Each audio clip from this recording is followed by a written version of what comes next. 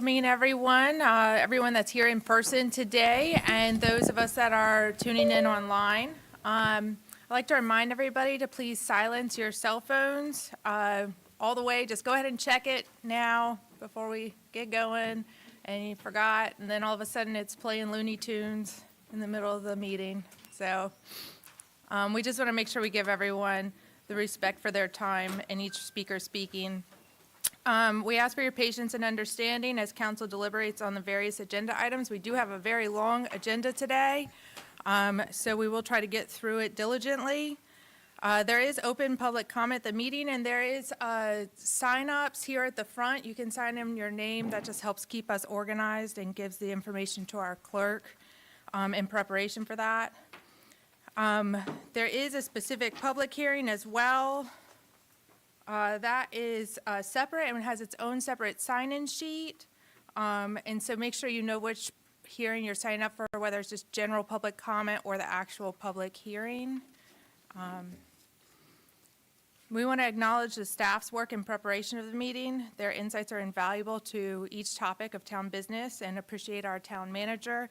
The town of Colonial Beach operates under the council manager form of government, and Natasha Tucker, who sits right over here, is the one who handles daily operations and department administration, while our town council provides direction and authorizes policy in accordance with the laws of the Commonwealth of Virginia and the town charter. While each council member has the ultimate responsibility to contribute and responsibly and ethically, we serve all the citizens of the town of Colonial Beach. Participation of each member contributes to effective leadership, and collaboration is key to productivity in local government. We'll engage in constructive discussion, remain open to different perspectives, and work together for effective resolutions. And finally, I would just remind us that the meetings of the Town Council are formal proceedings and are thus recorded. And with that, we'll call the meeting to order tonight, January 21st, 2026 at 6:03 p.m. If you will stand with me for a moment of silence, which will be followed by the Pledge of Allegiance.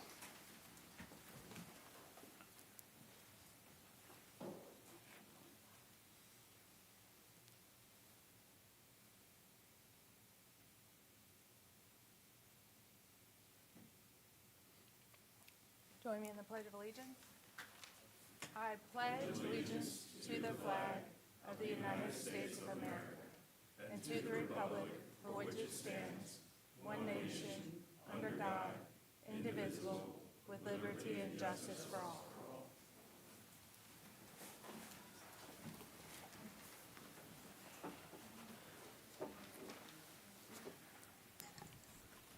All right, our roll call of members. All members are present tonight.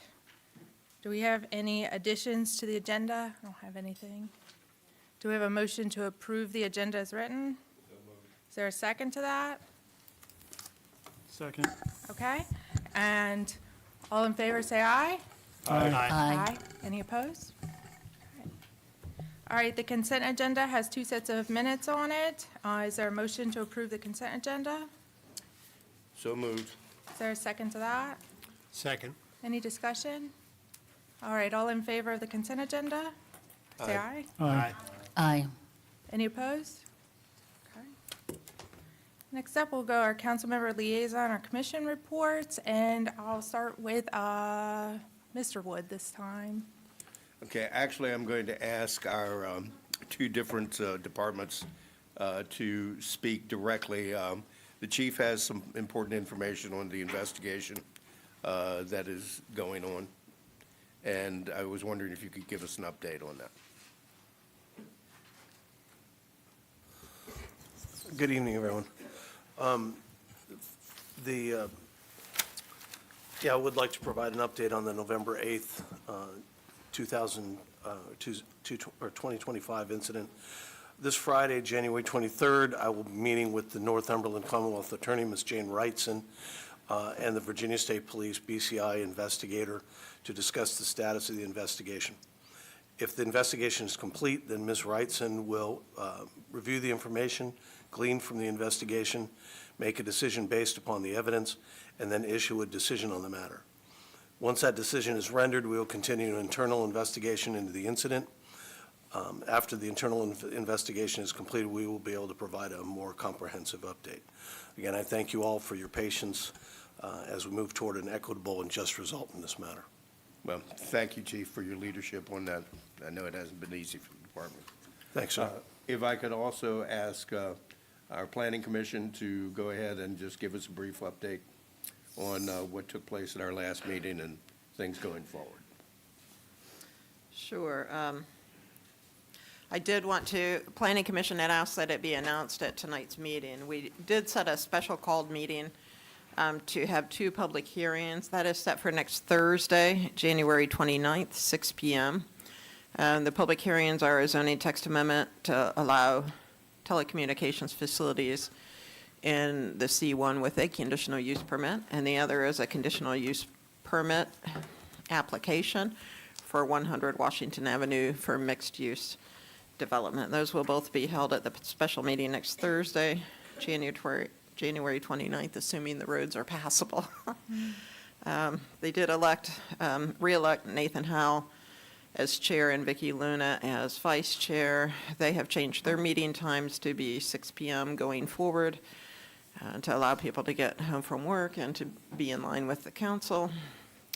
They did authorize the CIP public hearing for at their regular Planning Commission meeting on February 12th. They approved their bylaws and with some amendments. They did discuss the desire to increase public awareness and outreach, including social media and website posting, especially with the comp plan rework coming up. And it was a long meeting. They deferred discussion of the work plan until the February meeting. Thank you. Do you want the permit numbers, or you? Pardon me? Do you want permit numbers as well, or you? Yes, if you Okay. have them handy, Sure, please. sorry. In December, we issued 9 permits. It was a slower month due to the holidays. 2 were single-family dwellings, 2 accessory structures, 2 tree removal permits, a driveway, and a renovation. In 2025, we issued a total of 304 permits, 24 of which were single-family dwellings. And we'll understand. do our full report after our annual report after Planning Commission has Thank you. seen it. All right, thank you. Mr. Larson? Good evening, everybody. A couple of interesting items from the NGO front. I went to a presentation last week at the brewery from the Potomac River Keepers, and I found it fascinating. I thought I'd share just a little bit about that here. The Potomac River Keepers are the ones that do the water testing of our river and have been doing that for several years now. They're now taking up the issue of what are called forever chemicals, PFAS chemicals, and they're pushing for testing in that area. One of the big items that they're concerned about is the shipping of sort of these biosolids from other water treatment plants into this area, and mostly into the county, not so much into the town, for use as fertilizer on fields. In places in the Northeast, there have been huge problems with this where wells have been contaminated and farmers and their families and their livestock have been made ill from it. So they're working to push some legislation at the General Assembly. They're calling it the farmer's right to know, I believe, whereby before you can sort of distribute biosolids for fertilizer, you first have to have tested them to make sure that the amount of these forever chemicals is negligible or below, limits. So it's kind of a big deal. I just wanted to sort of call public attention to it because I feel like it's an important issue. And by the way, if you're curious about testing any water in your area, whether it's well water or stream water or whatever, there are water testing kits available from the Potomac River Keepers for that purpose. It's a big topic. We spent an hour and a half talking about it. I just wanted to do a quick flyby here because it's worth noting. The other thing of note there, again at the brewery, interestingly, not this coming Saturday, on January 31st, that's a Saturday, there's going to be a celebration for all the volunteers across all the various NGO, all the charitable organizations, It's both to sort of recognize the folks that have volunteered, and also it's an information sharing event for those that might be interested in getting involved, right? So if you're curious about how you can contribute to the community in one of the various organizations that do work on behalf of the community, come to the brewery on January 31st at 11 and meet some of the folks that do that work. Okay, so finance announcements. Real estate tax and personal property tax delinquent notices have been sent. The due dates for those are the 28th of February, and then on March the 1st, additional collection fees and penalties. And in the case of personal property tax, DMV stops will be placed on the unpaid accounts. Utility bill, likewise, utility bill second notices have gone out, will go out, on the 4th of February. And the water cutoffs will take place on the 16th. So my normal public service announcement, if you're struggling to pay your bills, don't let this happen to you. Get in contact with our finance team. They'll work with you to come up with a payment plan and keep you from having your water cut off. And that's it for me. All right, thanks. Ms. Williams? Good evening, everybody, and Happy New Year. Glad to be back for a new year on council. Just a couple of updates. I know Dr. Otto's here tonight, so he'll be giving a good update on the schools and probably what's ahead for this new year. So I'll basically just say that I appreciate my time as liaison for the schools. I know a few years ago when I first ran for council, that was one of the wedges that was used against me. There was a lot of claims about me being against the schools and trying to get rid of the schools. And so I'm hoping that I build a little bit of confidence with the citizens that we're trying to make those claims, because I didn't once mention getting rid of the schools all year. But I did really appreciate the insight, going to all the school board meetings and actually learning about what they do. I do encourage citizens that are curious about the schools and how our schools are doing to actually go and attend those meetings, and you can kind of get a glimpse of kind of what they do and how they operate and what kind of things they discuss. So basically, that's all I had for the schools. Thanks again, Dr. Otto, and all your team. I did want to give a shout out to the Planning Commission. I heard that recently that one of their members, Bill Hutchins, actually introduced bringing the reading of written public comments back to the meetings, and it was successfully voted on. So I wanted to say thank you to all the members that voted for that. I think there was just maybe one member that didn't vote for it. So congratulations to the Planning Commission. Hopefully at some point Town Council can follow suit and we can get those written comments being read again. That's all I have. Thank you. Thank you. Ms. Grandstaff? Good evening, everyone. Happy New Year. On the economic development front, just to point out two distinguishing areas there, economic development, there's the tourism piece, which falls under the town's economic development department, and then there's the economic vitality part, which is part of the Main Street program overseen by DCB. So, to follow, the Tourism Committee met on January 6 and reviewed the Virginia 250 activity options proposed by Westmoreland County Economic Development Director Dale Hendon and approved by the Board of Supervisors. Colonial Beach elected to participate in several of the countywide activities, including a passport and sticker program and Where's George, a scavenger hunt type activity. In addition, the Tourism Committee will be coordinating with the Colonial Beach Museum and other entities to create more homegrown ways to celebrate the nation's 250th anniversary and gear up for Colonial Beach's 135th anniversary next year. On the Economic Vitality section, the Downtown Colonial Beach Economic Vitality Committee met on January 13th to review the results of the connectivity study and identify a slate of action items on which to focus in 2026. The primary area of interest will be to work with property owners on facade improvements, primarily along Colonial Avenue. A complete work plan for 2026 is under development, and we will hear more on this as time goes by. Thank you. That's all I have. Thank you. Ms. Sanford? All right. Good evening, everybody, and Happy New Year.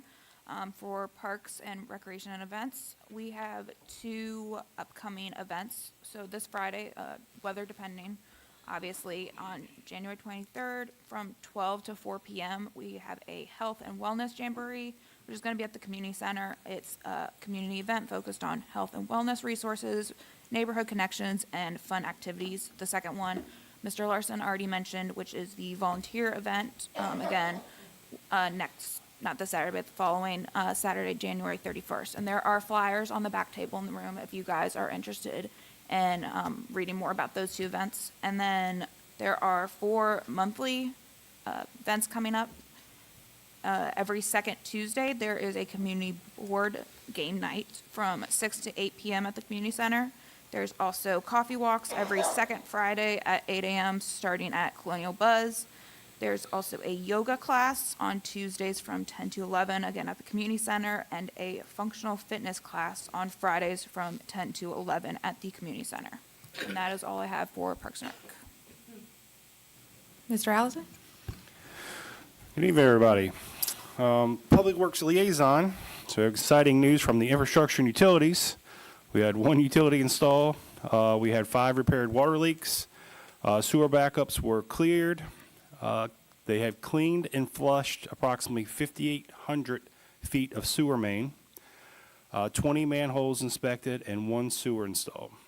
As far as the wastewater treatment plant, they provided continued support, maintenance, operation repairs, and you'll hear more about the wastewater treatment plant in just a little bit.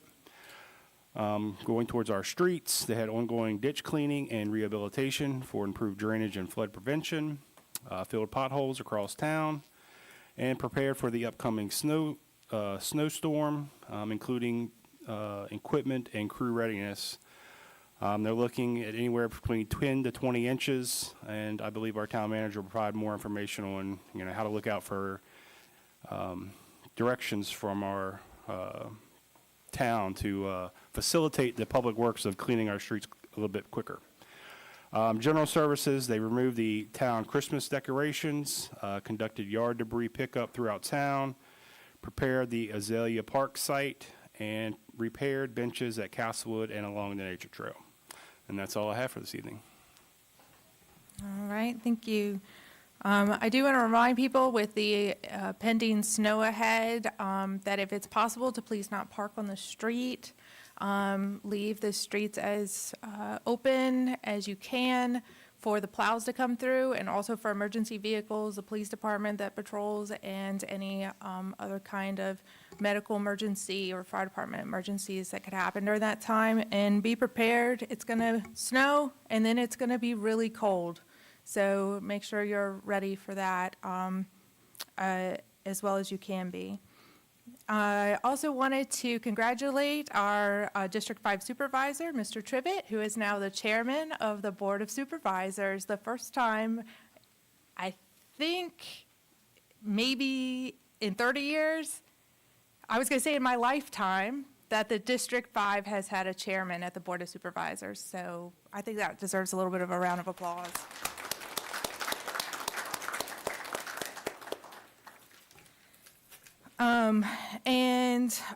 With the end of 2025 and the beginning of 2026, I've been working with the council on employee evals. And I just want to say for a second, because I don't think this part gets announced in the public at all, but the town council does cumulatively review the 2 positions of the entire town that we actually hire as a body, which is our town clerk, Ms. Heather Oliver, and our town manager, Ms. Natasha Tucker. And so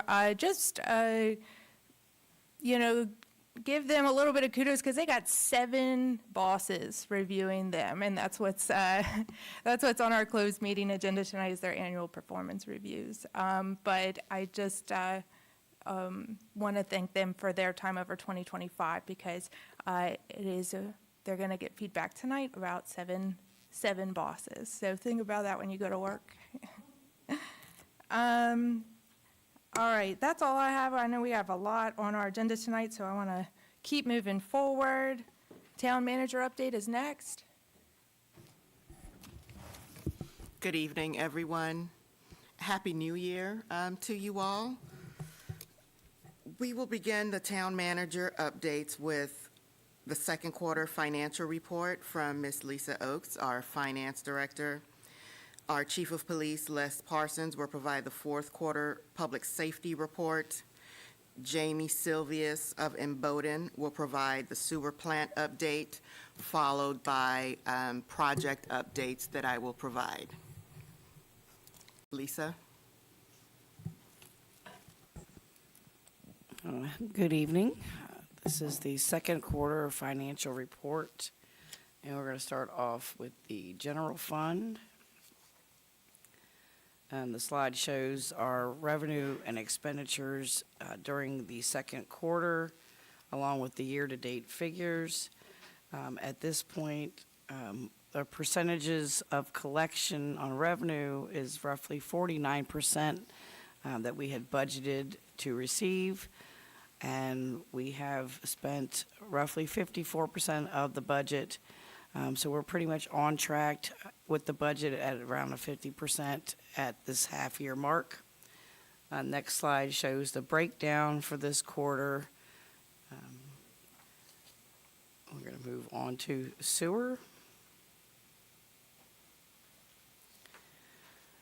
Again, you have your year-to-date collection for the half of the year. We're at 36% on the sewer, and we've spent 40% of the budget. I'd just like to say this one's a little bit lower than that 50% mark, but there is included in here some of that reserve money that we had put into the budget that is booked in a different way. It kind of skews those numbers. But even looking at that, at 36 and 40, we're still on track to stay within our budget. The next slide just gives you a breakdown of the expenditures and the revenue. And our water fund, we have collected 45% of our budget so far this year, and our expenditures have around 51%. So again, we're right at that 50% mark. We are halfway through the year, and we are on track to stay within our budget. And the next slide will show the breakdown. And I would just like to say we are in the process of revising the financial report. We've been asked to provide some more financial data, so we're going to be seeing that revision in the next meeting, next presentation. So do we have any questions tonight?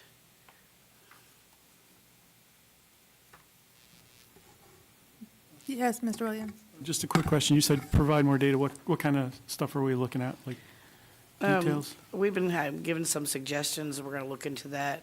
One of the things is the financial soundness of the town. So right now, you're just looking at what we budgeted and what we're at, but overall, how we're doing. So a little bit more information in the next round. Okay, thank you. All right, keep moving forward. Okay, if we can go to the next slide. And then one more. Okay, in this slide, I'm going to be detailing the fourth quarter of 2025, the statistics from that time period. The Colonial Beach Police Department responded to a total of 2,696 calls for service during that time frame. During that time, we wrote 92 incident reports, conducted 428 traffic stops, investigated 3 traffic collisions, and made a total of 37 arrests. In the next slide, it shows the offenses. The very far left column it says 90Z, all of our offenses. I'm going to explain that one in a minute. But the other top charges that we saw during this period were destruction of property, driving under the influence, simple assault, and disorderly conduct. And regarding the 90Z, the all other offenses, in that category, there's actually 40 different charges that fall into that category. So that's why it's always the largest one. We're in the process of recategorizing some of the charges in our report management system, so it'll be a little more balanced.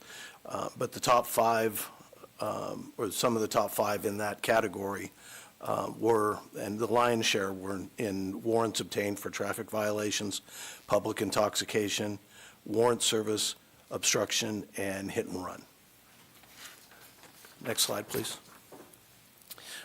This is the same timeframe and during 2024.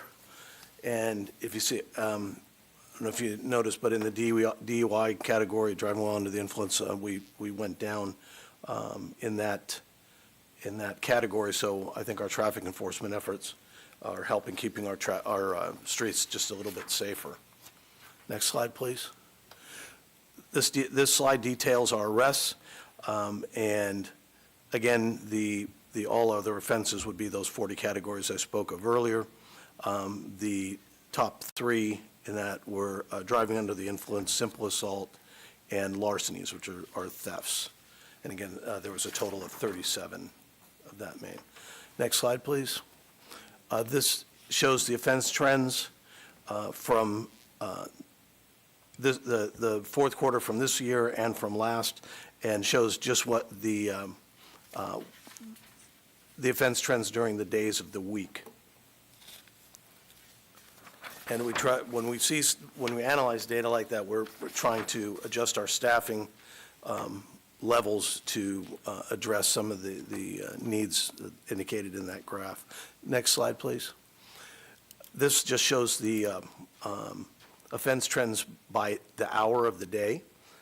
The top graph is from this year, from 2025, and the one below it is from 2024. The one thing I will point out on this one is that the incidents per hour, or by the hour, have gone down, that we don't have the spikes that we did. If you note that the range on the 2024 goes up to 20, and in 2025, it's down to 15. But again, we use that data to try to adjust our staffing levels to match that. Next slide, please. Actually, one more. These are the statistics for the Colonial Beach Volunteer Fire Department for the fourth quarter. They answered a total of 135 calls during that period. 47 of those calls were for fire calls, 13 were for motor vehicle accidents, 66 were for emergency EMS services. They did 9 public service events and worked a total of 236.75 man hours and had an average of 4.01 members per call. And 2 more slides, please. And this slide details the statistics for this quarter for the Westmoreland Department of Emergency Services. They responded to a total of 248 medical calls in Colonial Beach. Their average response time was 8 minutes, 8 minutes, 6 seconds to each call, and they completed a total transport of 139. And if there are any questions. I just want to go back to slide 7 real quick. Okay. One more, sorry, 6, no. Okay. The arrests? Yeah, when you, the text is so tiny on there that I don't think the public, or I can barely even read it, and it's right in Sure. front of my face. When you said there were 47, you also said it right after you said all other larceny, and so it sounded like there were 37 larcenies. Oh, no, But I'm there's 2, so I guess I just wanted to, I heard like an audible gasp when you said 37, and so I just wanted to clarify that slide. The 37 was total arrests That's across correct. the board. That's correct, total arrests. Okay, All right, that's all. Are there any other questions for PD right now? All right. Sewer?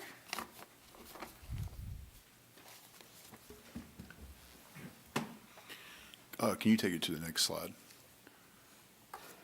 So for the month of December, the flow graph shows that pretty normal flow, no rain events, plant stayed in operation, which is always good. It's always more nutrient removal from the plant.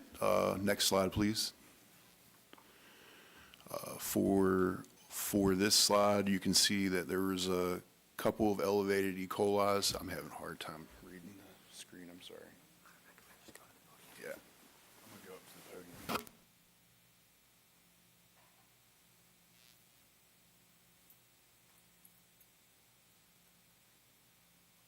That's okay.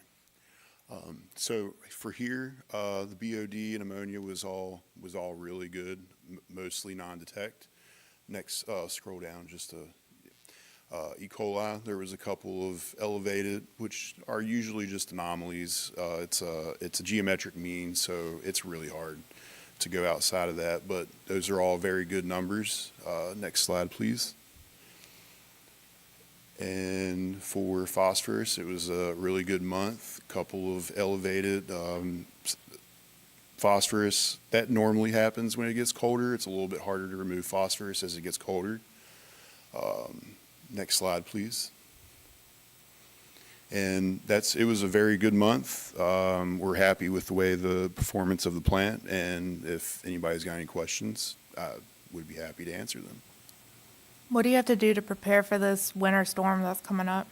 Very similar things to what like streets crew and everything. We just have to shovel, get ready to shovel, salt, keep areas that we walk back and forth through clear, so nobody falls or gets injured on steps or passageways, and keep accessibility to the tanks and such to maintain the sewer treatment plant in specific areas.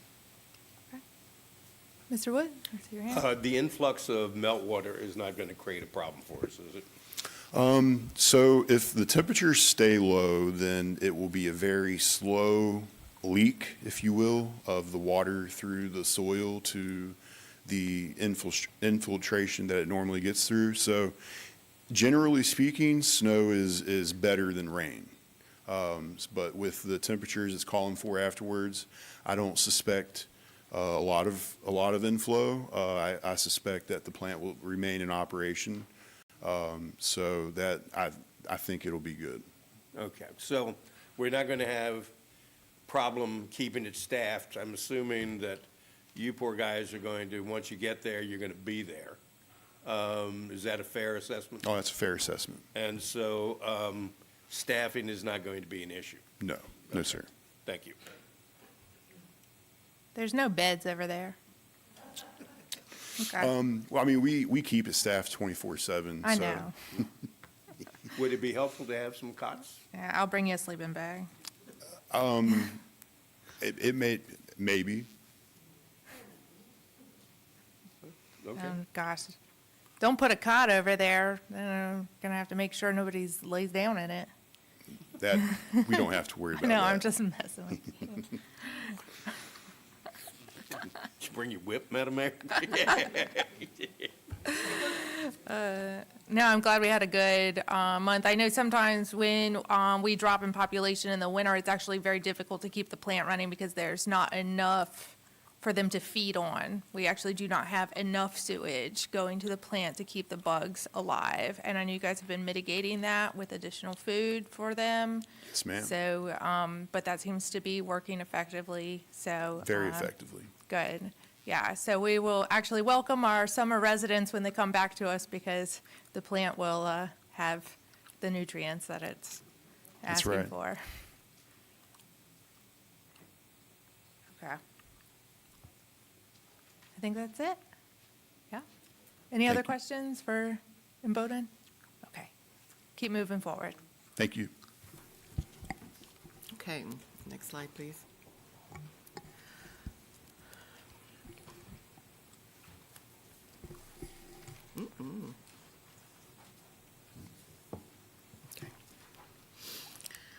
So we have two new hires with the police department. Robert Johnson is our new civilian chief of staff. He was hired in late December. And we have a new recruit officer, Mr. Mason Manthe. Next slide. Okay. So an update for our North Beach Erosion Control and Shoreline Resiliency Project. So after we've received the grant from DCR, we issued a solicitation. And the solicitation was a request for qualifications. Those responses were due on January the 9th. We've received 8 responses, and on Monday, January the 26th, the selection committee will review the 8 responses that we've received and select the top 2 or 3 engineers, and we'll invite them for an interview before selecting an engineer. Next slide, please.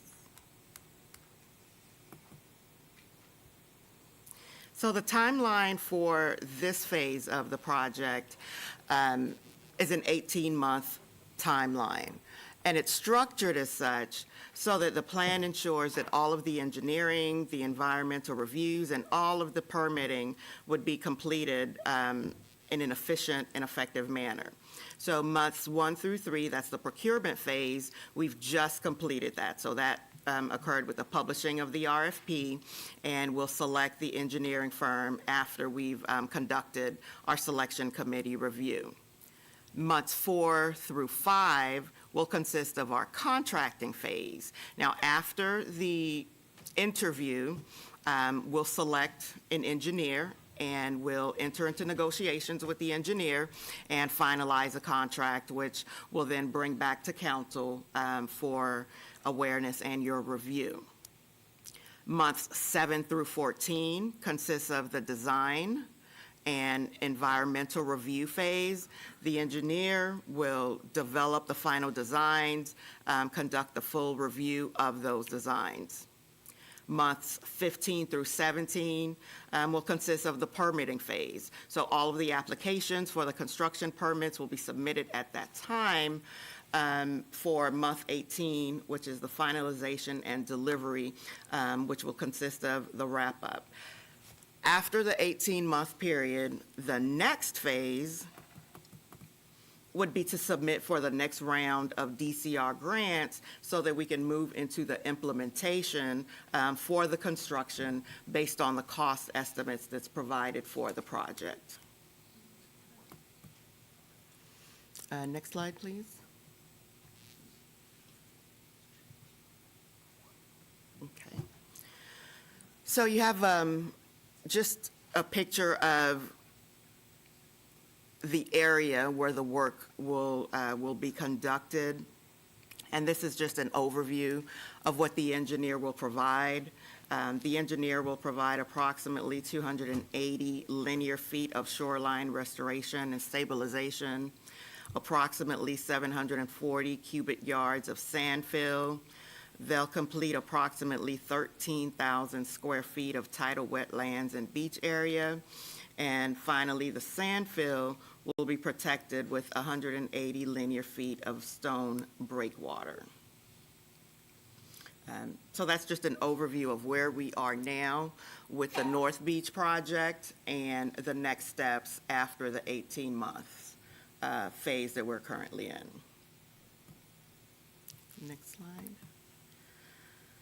So Azalea Park, we are progressing